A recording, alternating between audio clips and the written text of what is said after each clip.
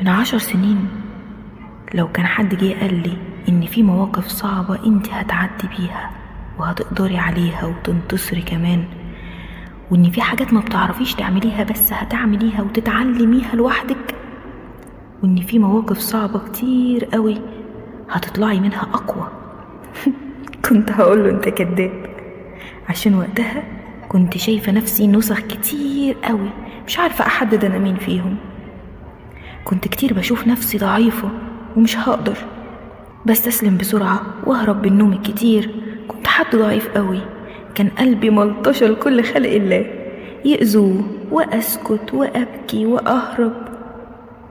كنت شايفة نفسي مش كفاية. تخيلوا، وعدت السنين وكل نسخة من دول الحياة حطتها في موقف وامتحانتها، بس امتحان كان صعب شوية، غير لي حياتي 180 درجة. كنت بشوفه ابتلاء بس طلع هدية عظيمة من ربنا ليا. الضعيفة اللي جوايا طلعت عندها قوة تحرك جبل من مكانه، والعشوائية اللي كانت جوايا طلعت بتعرف تدير حياتها كويس قوي وترتبها كمان والناس بتاخد رأيها. واللي مش كفاية طلعت عارفة قيمة نفسها وقدرها كويس قوي، واكتشفت ان هي كانت في وسط ناس غلط ما يعرفوش قيمة الغالي والنفيس. طلعت عارفة تستاهل ايه وتستحق ايه بجدارة، وامتى تنسحب وامتى تقرر البقاء لوقت محدد. وطلعت عارفة مين اللي يستحق الفرصة ومين اللي ما يستحقهاش اصلا. واكتشفت بجد اني ما كنتش قابلت نفسي كلها واتصالحت معاها، ولولا الازمات اللي ربنا حطها في طريقي ما كنتش عرفت قد ايه انا قوية وغالية كده، وان مش اي حد يستحق قلبي.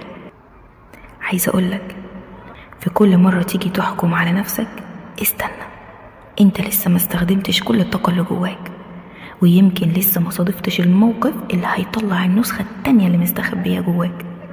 ما تصدقش ان في ضعيف ولا قليل حيلة ولا مش كفاية، صدق انك لسه ما اكتشفتش كل القوة اللي جواك، وانها هتجيلك في الوقت المناسب اللي ربنا شايفه بحكمته انه مناسب ليك، مش اللي انت شايفه من نظرتك الضعيفة. عرفت؟